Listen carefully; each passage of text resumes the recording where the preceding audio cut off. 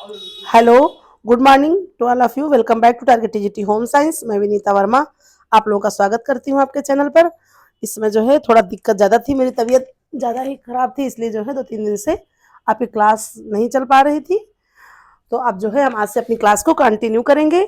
हम खुद ही सोचे थे कि बिल्कुल भी गैप नहीं होगा, लेकिन समस्या ज़्यादा ही थी इसलिए नहीं हो पाई, उसके लिए सॉरी। और जो है ये 50 डेज सीरीज आपको कंटिन्यू, मतलब 50 डेज हमने प्रॉमिस किया, तो 50 डेज आपकी 50 क्लास रहेंगी जरूर। और जो है आज ही इसकी हम प्लेलिस्ट बना देंगे और आपको प्लेलिस्ट प्रोवाइड हो जाएगी, तो आप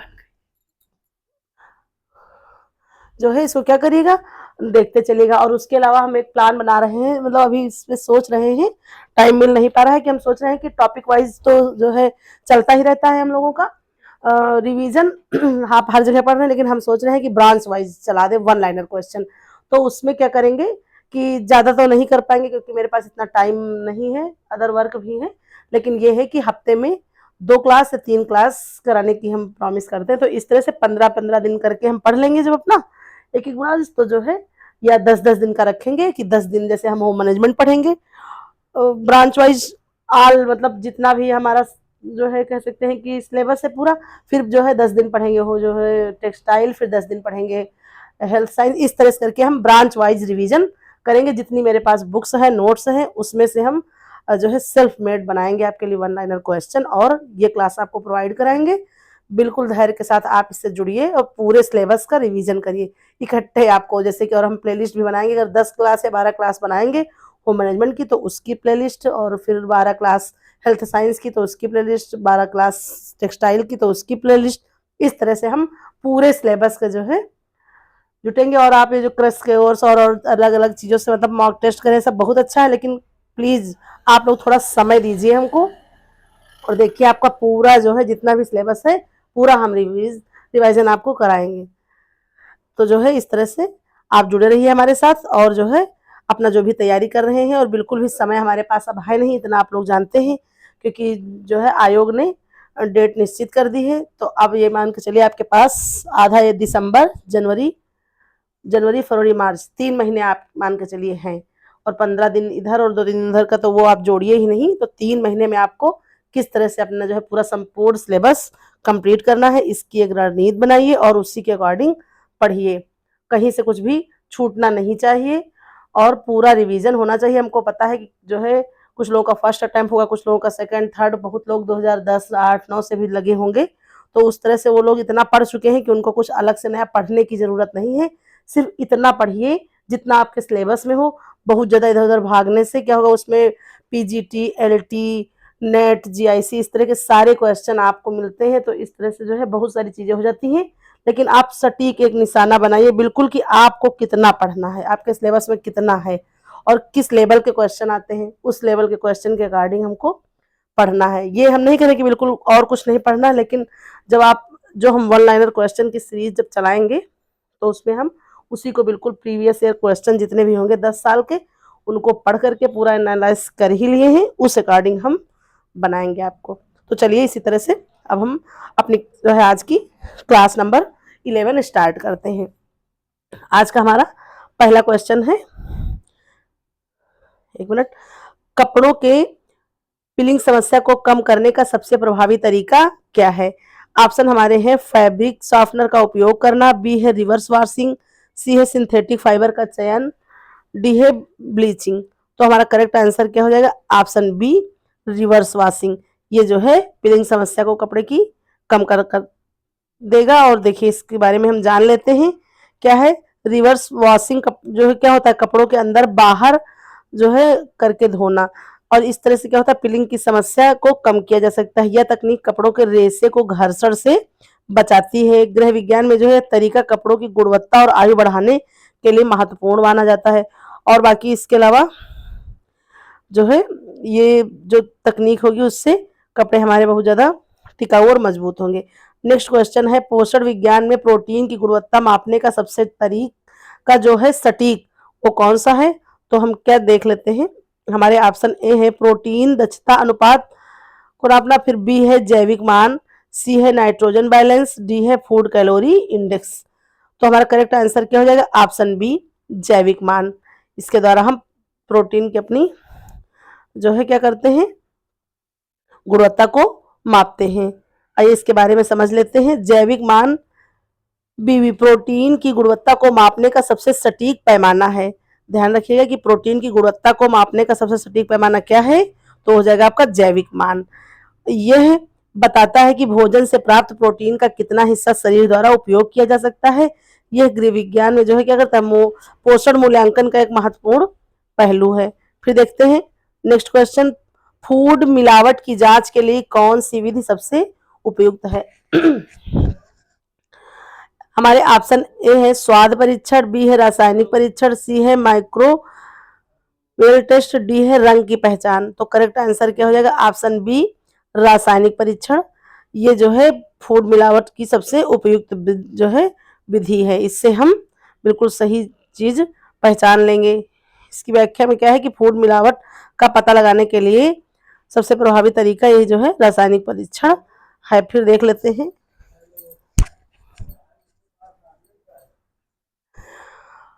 गृह सज्जा में फोकल पॉइंट क्या दर्शाता है। ये बहुत ही इंपॉर्टेंट क्वेश्चन है, आप इसको इंपॉर्टेंट कहीं नोट कर लीजिएगा कि फोकल पॉइंट क्या दर्शाता है। तो ऑप्शन जो है हमारे हैं सजावट का मुख्य आकर्षण, बी है फर्नीचर की व्यवस्था, सी है दीवारों का रंग, डी है कमरे का आकार। तो करेक्ट आंसर क्या हो जाएगा, ऑप्शन ए सजावट का मुख्य आकर्षण। यही जो है फोकल पॉइंट को दर्शाता है।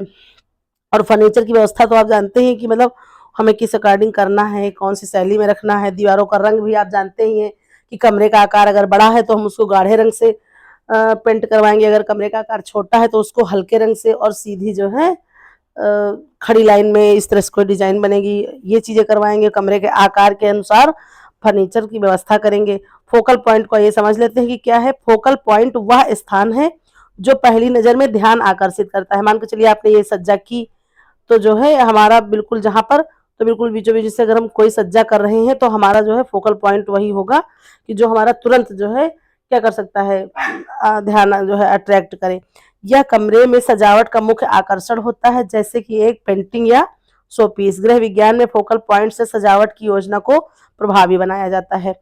फिर देखिए नेक्स्ट क्वेश्चन है, गर्भवती महिलाओं के लिए आयरन के अवशोषण को बढ़ाने के लिए कौन सा पोषक तत्व आवश्यक है। ऑप्शन ए है हमारा विटामिन ए, बी है विटामिन सी, सी है कैल्शियम, और डी है हमारा जिंक। तो करेक्ट आंसर क्या हो जाएगा हमारा, ऑप्शन बी विटामिन सी, है ना। ये जो है आयरन के अवशोषण में सहायक होता है, आप लोग जानते ही हैं। वैसे तो विटामिन B9 और B12 इससे हमको आयरन प्राप्त होता है, लेकिन जब विटामिन सी नहीं होगा तो क्या होगा, ये हमारे शरीर को में अवशोषित नहीं होगा। इसलिए हम देख लेते हैं विटामिन सी आयरन के अवशोषण को बढ़ने में मदद करता है। ऐसे भी जान लिया। और इस तरह भी समझ ध्यान में रखिएगा कि अगर विटामिन की ऐसे भी प्रश्न आ सकता है कि आयरन को अवशोषित करने में किसका हाथ है, कौन सा विटामिन, तो विटामिन सी। आप ध्यान रखिएगा। यह गर्भवती महिलाओं में एनीमिया को रोकने के लिए आवश्यक है। साइट्रस फलों और सब्जियों में इसका प्रमुख स्रोत पाया जाता है, ठीक है। और इसलिए इसको जो है पोषण संतुलन पर जोर दिया जाता है। फिर देख लेते हैं नेक्स्ट क्वेश्चन, फूड प्रिपरेशन में पाश्चराइजेशन का उद्देश्य क्या है। ऑप्शन हमारे हैं, ए है भोजन का स्वाद बढ़ाना, बी है पोषण बनाए रखना, सी है सूक्ष्म जीव नष्ट करना, डी है रंग संरक्षित करना। तो करेक्ट आंसर हमारा क्या हो जाएगा, ऑप्शन सी सूक्ष्म जीव नष्ट करना, है ना। जब हम सूक्ष्म जीवों को नष्ट कर देंगे तो हमारा जो भोजन है वो बहुत दिनों तक टिक सकेगा। देखिए पाश्चराइजेशन का उद्देश्य भोजन में मौजूद हानिकारक सूक्ष्म जीवों को नष्ट करना है। यह प्रक्रिया दूध, जूस और अन्य खाद्य पदार्थों में उपयोगी है। तो देखिए आप जानते हैं पाश्चराइजेशन दूध की प्रक्रिया, है ना, पाश्चुरीकरण, या आप पढ़े ही होंगे पाश्चुरीकरण। तो ये जो है इसकी खोज किसने की थी, तो इसकी जो है खोज लुई पास्चर ने की थी। और आप जानते हैं कि दूध को कितनी जो है इसको 15 सेकंड के लिए हम गर्म करते हैं, कितने टेम्परेचर पर, तो इसको करते हैं 72 डिग्री सेल्सियस पर, बहुत स्पीड में गर्म करके ठंडा कर देते हैं। तो ये दूध जो है आपका बहुत दिनों के लिए सुरक्षित हो जाता है। और उसके अलावा आप जान लीजिए किसने खोज की थी, तो ये इसकी खोजकर्ता कौन थे, आपको बता रहे हैं अभी कि लुई पास्चर, ठीक है। तो ये ध्यान रखिएगा, आपके लिए इंपॉर्टेंट है कि कितने सेकंड के लिए, तो 15 सेकंड के लिए, कितनी डिग्री सेल्सियस पे, तो 72 डिग्री सेल्सियस पे। इस तरह से दूध का आप प्रिपरेशन कर सकते हैं। फिर देखिए नेक्स्ट क्वेश्चन, शिशु के लिए पहला ठोस आहार कब शुरू करना चाहिए। देखिए लैंग्वेज को पकड़ना है, बस और कुछ नहीं। कहते हैं माँ का दूध 6 माह के लिए। और फिर यहाँ पे पूछा गया कि कब ठोस आहार, तो जब 6 माह में जो है, एक मिनट, जब 6 माह में हम दूध, 6 माह तक माँ का दूध देंगे तो उसके बाद ही तो हम ठोस आहार शुरू करेंगे। तो हमारे ऑप्शन ए है 3 महीने पर, बी है 6 महीने पर, सी है 9 महीने पर, डी है 1 साल पर। तो करेक्ट आंसर क्या हो जाएगा? ऑप्शन बी 6 महीने पर। ठीक है। सॉरी,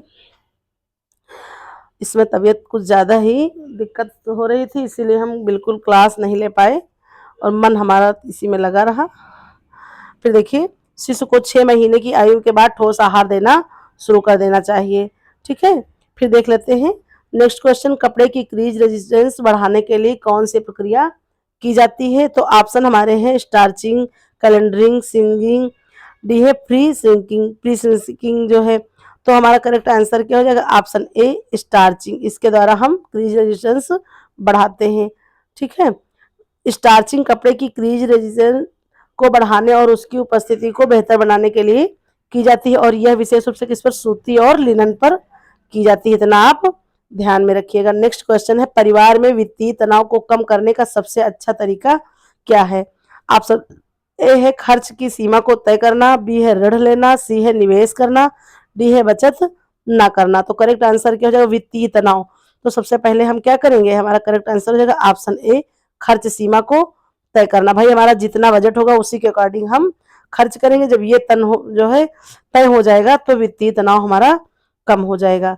ठीक है, वित्तीय तनाव को कम करने के लिए खर्च सीमा तय करना, बजट का पालन करना आवश्यक है। यह पारिवारिक स्थिरता को बनाए रखने में मदद करता है। ठीक है, फिर देखिए नेक्स्ट क्वेश्चन है, वेंटिलेशन की का स्वास्थ्य पर क्या प्रभाव पड़ता है? ये बहुत ही इंपॉर्टेंट क्वेश्चन है, ये भी आप कहीं नोट कर लीजिएगा या फिर ध्यान में रखिएगा। ऑप्शन ए है वायु की शुद्धता बढ़ती है, एलर्जी कम होती है, बीमारियों का खतरा घटता है। नेक्स्ट ऑप्शन है उपरोक्त सभी। तो करेक्ट आंसर हो जाएगा ऑप्शन डी उपरोक्त सभी, है ना। वेंटिलेशन से घर में ताजी हवा का प्रवाह होता है, और आप जानते हैं कि CO2 हमारी क्या होती है? तो ये हल्की गैस होती है। तो ये क्या करती है? ये आपकी हल्की होने की वजह से ऊपर उठ जाती है और निकल जाती है। और O2 ये जो है शुद्ध हवा होती है, तो इसका जो है ये भारी होती है हवा, तो जो है ये नीचे धीरे धीरे बैठ जाती है और CO2 बाहर निकल जाती है। ये वेंटिलेशन की प्रक्रिया है। और ये भी आप जानते हैं कि 2 प्रकार का होता है, एक कृत्रिम और प्राकृतिक। इतना भी आप लोग जानेंगे। प्रकार को भी हम अपनी जो होम मैनेजमेंट की क्लास पढ़ा रहे थे थ्योरी बेस्ड, तो उसमें आपको ये संवातन वाला पूरा हमने टॉपिक पढ़ाया है, आप उसमें से देख सकते हैं प्लेलिस्ट हमारी।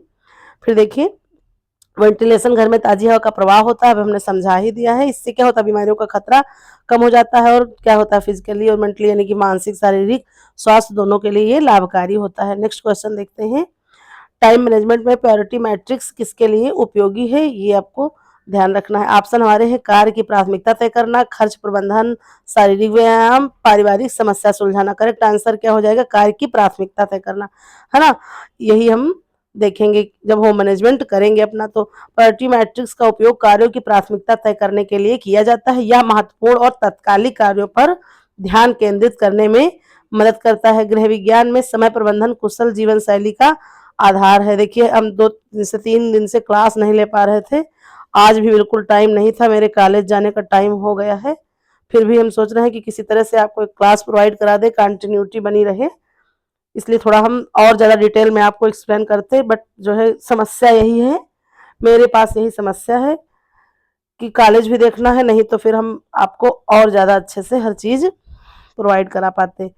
फिर देखिए नेक्स्ट क्वेश्चन है, बाल विकास में खेल का क्या महत्व है? ऑप्शन ए है शारीरिक विकास, बी है मानसिक विकास, सी है कौशल विकास, डी है उपरोक्त सभी। तो करेक्ट आंसर क्या हो जाएगा? उपरोक्त सभी, है ना। खेल बच्चों के क्या करता है? शारीरिक मानसिक सामाजिक विकास के लिए आवश्यक है। उनकी जो है क्या करता है? रचनात्मकता को बढ़ावा देता है, और टीम वर्क यानी कि टीम वर्क कह सकते हैं या समूह कह सकते हैं ना। ऐसे भी तो प्रश्न आता है कि समूह अवस्था कौन सी है, गैंग एज कौन सी है। तो देखिए, एक प्रश्न से बहुत सारी चीजें बन जाती हैं। और ये आपका जो दिया है, तो ये जो सिद्धांत है ये आपको जीन पियाजे के द्वारा प्रस्तुत किया गया है, इतना आप ध्यान रखिएगा। तो टीम वर्क सिखाता है। गृह विज्ञान में खेल जो है क्या होता है? जो है खेल बच्चों के समग्र यानी कि संपूर्ण विकास जो है एक महत्वपूर्ण हिस्सा है। फिर देखिए नेक्स्ट क्वेश्चन, डाई की स्थायित्व को किससे मापा जाता है? यानी कि जो उसकी स्थायित्व है डाई का मतलब, अब प्रश्न जैसे नहीं समझ में आ रहा तो मतलब यह है कि जब हम किसी कपड़े पर रंगाई की प्रक्रिया करते हैं। तो स्थायित्व का मतलब उस रंग का टिकाऊपन कितना होना चाहिए, इस तरह से समझना है आपको। तो क्या है हमारे ऑप्शन है धूप में रंग की स्थिरता, धोने के बाद रंग का स्थायित्व, घर्षण के बाद रंग का बदलाव, डी है उपयुक्त सभी। तो करेक्ट आंसर क्या हो जाएगा, उपयुक्त सभी, है ना। धूप में स्थिर रंग कितना है, धोने के बाद कितना उसका स्तर है, और घर्षण के बाद कितना है, ये सारी चीजें आती हैं। देख लेते हैं इसको हम। डाई का स्थायित्व धूप, धोने और घर्षण के बाद स्थिरता को मापा जाता है कि यह कपड़े की गुणवत्ता का एक प्रमुख संकेत होता है। फिर देखते हैं नेक्स्ट क्वेश्चन, फैमिली काउंसलिंग का उद्देश्य क्या है। परिवार में तनाव को कम करना, आर्थिक समस्या सुलझाना, बच्चों की शिक्षा, घर की सजावट। देखिए फैमिली काउंसलिंग का मतलब क्या हो जाएगा, और वैसे भी देखिए समझ में आ रहा है कि करेक्ट आंसर हो जाएगा ऑप्शन ए, परिवार में तनाव को कम करना। ये सारी चीजें आप जान ही रहे हैं ना।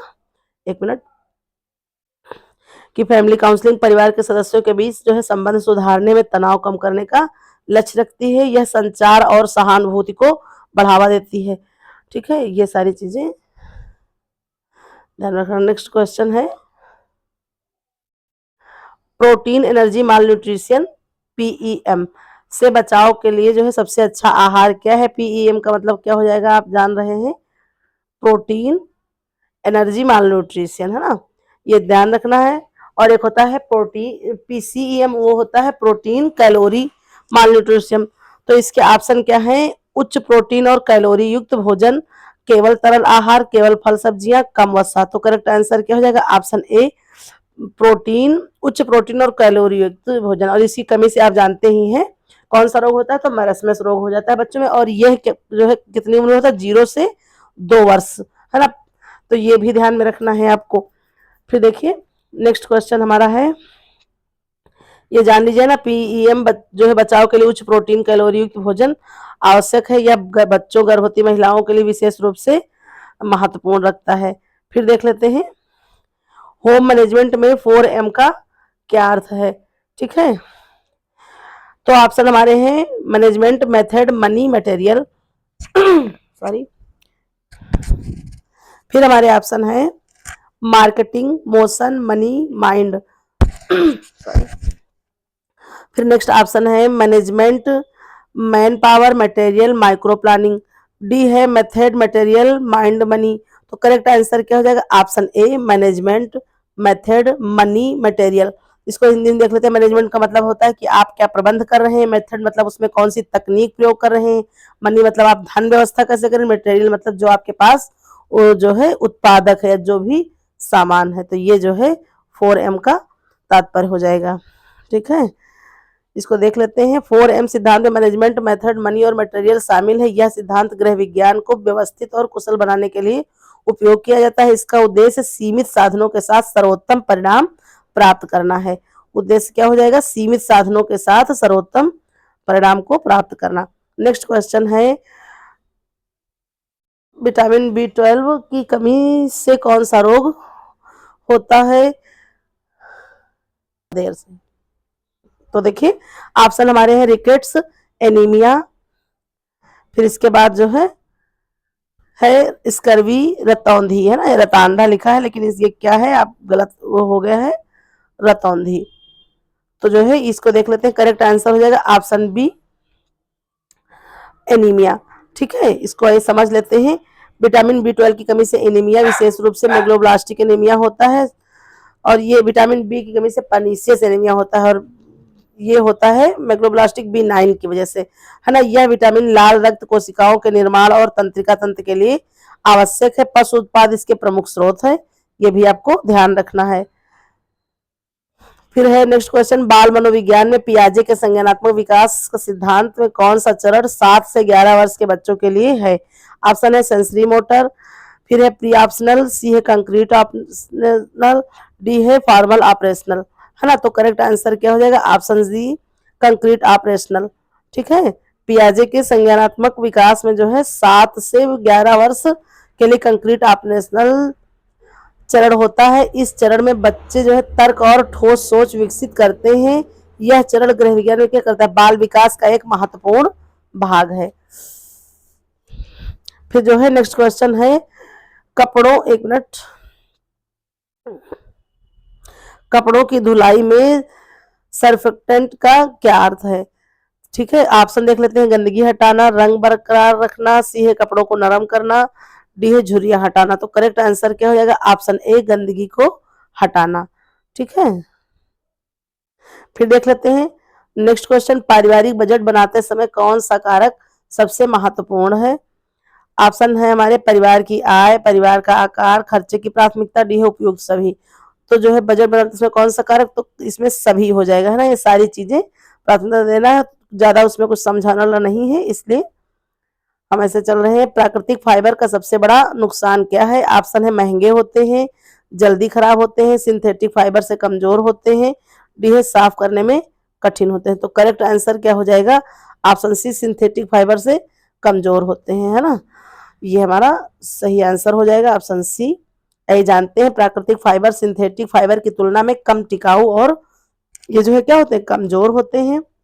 वे आर्द्रता और कीड़ों से अधिक प्रभावित होते हैं, मतलब नमी और कीड़े फफूंद ये सारी चीजें उनमें ज्यादा लगती हैं। हालांकि उनकी पारगम्यता और पर्यावरणीय अनुकूलता उनके लाभ हैं, ये जो है उसकी विशेषता है। और ये फाइबर चेन की महत्वपूर्ण जो है समझ को जो दर्शाता है। फिर देखिए नेक्स्ट क्वेश्चन है हमारा, स्ट्रेस मैनेजमेंट में डीप ब्रीदिंग का क्या लाभ है? ऑप्शन है ए, ऊर्जा बढ़ाता है, बी है मस्तिष्क को शांत करता है, सी है रक्त प्रवाह को सुधारता है, फिर जो है ऑप्शन डी है उपयुक्त सभी। तो करेक्ट आंसर क्या हो जाएगा? ऑप्शन डी, उपयुक्त सभी। ये सारी चीजें होता है, देख लेते हैं। डीप ब्रीदिंग तनाव को कम करने का एक सरल और प्रभावी तरीका है। यह शरीर और मस्तिष्क को शांत करता है, ऊर्जा बढ़ाता है और रक्त प्रवाह को बेहतर बनाता है। ठीक है, और यह स्वास्थ्य का प्रमुख घटक है। बाल संरक्षण के लिए कौन सा कानून भारत में लागू हुआ है? ऑप्शन है बाल विवाह निषेध अधिनियम, पॉक्सो अधिनियम।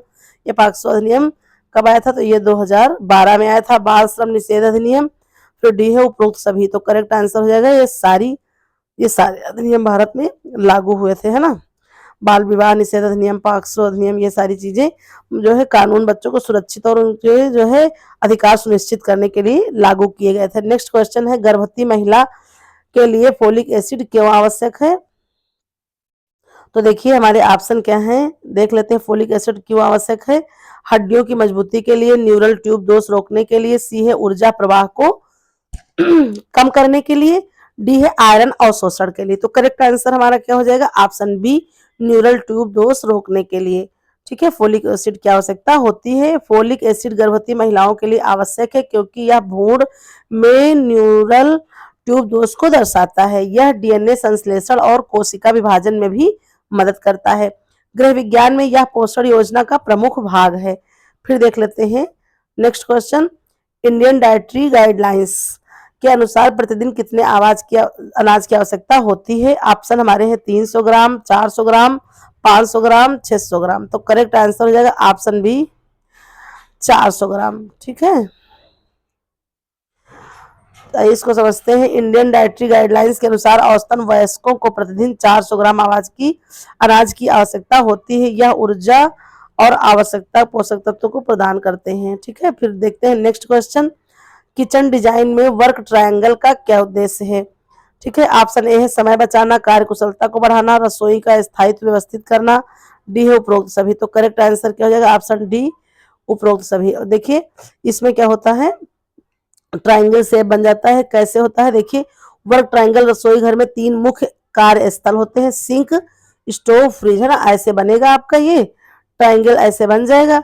जैसे यहाँ पे आपकी टाल हो गई, तो यहाँ पे आपका क्या हो गया? फ्रिज हो गई, तो यहाँ पर आपका क्या हो गया? सिंक हो गया, है ना।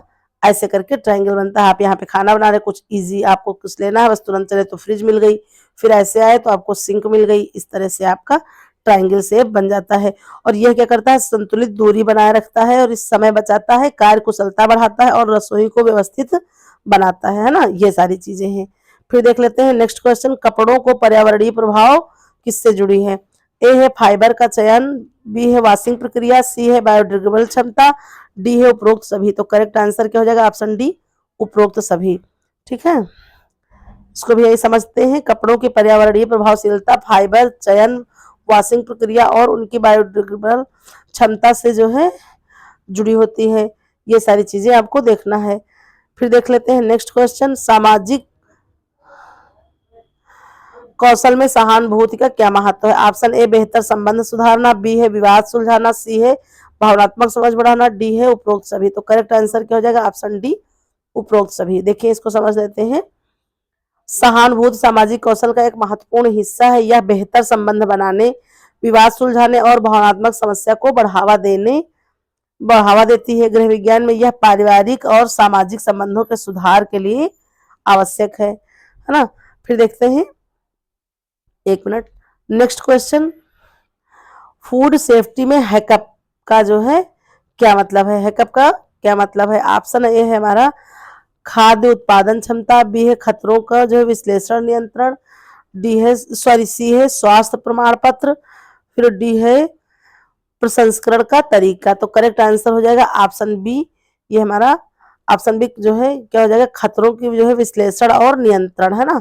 फूड सेफ्टी में हैकअप का क्या मतलब है? तो खतरों का विश्लेषण करना, यानी कि उसको सोचना समझना फूड सेफ्टी में, और उन पर नियंत्रण हम कैसे पाएंगे जो है ना। हैकअप यानी कि hazard analysis and critical control points, हमको ये ध्यान रखना है। इसका फुल फॉर्म भी देख लेना है, क्या है हैकअप का? Hazard analysis and critical control points, है ना। खाद्य सुरक्षा का एक यह मानक है ना। ये मानक है, यह संभावित खतरों की पहचान और उनके नियंत्रण पर आधारित होती है ना। ये क्या करता है? सुरक्षित भोजन प्रबंध के लिए यह प्रणाली बहुत ही ज्यादा महत्वपूर्ण है। फिर देखते हैं आज की सीरीज का लास्ट प्रश्न, परिवार में किस प्रकार के तनाव सबसे आम होते हैं? ऑप्शन ए है हमारा आर्थिक तनाव, बी है भावनात्मक तनाव, सी है स्वास्थ्य संबंधी तनाव, डी है उपयुक्त सभी। तो करेक्ट आंसर क्या हो जाएगा हमारा? ऑप्शन डी, उपयुक्त सभी। आइए देख लेते हैं इसको। परिवार में आर्थिक, भावनात्मक और स्वास्थ्य संबंधी तनाव सबसे आम है। यह तनाव परिवार की स्थिरता और संबंधों को प्रभावित करते हैं, और ये तनाव प्रबंधन की तकनीक परिवार को संतुलित और खुशहाल बनाने में सहायक होती है। तो इस तरह से ये हमारे आज की सीरीज के 30 क्वेश्चन थे, और आप लोग क्या करेंगे, इसी तरह से हमारे साथ जुड़े रहिए और अपनी जो है तैयारी को बेहतर बनाइए। ठीक है, फिर हम मिलते हैं अपने नेक्स्ट वीडियो में। तब तक के लिए बाय बाय। और फिर अब अपनी हम जो सीरीज आपको बताए हैं उस पर आज हम, अगर टाइम मिल रहा है तो, वर्क शुरू करेंगे। 2-3 दिन के अंदर उसको कंप्लीट करके वो भी हम सीरीज चलाने की पूरी कोशिश करेंगे। Thank you for watching. मिलते हैं नेक्स्ट वीडियो में।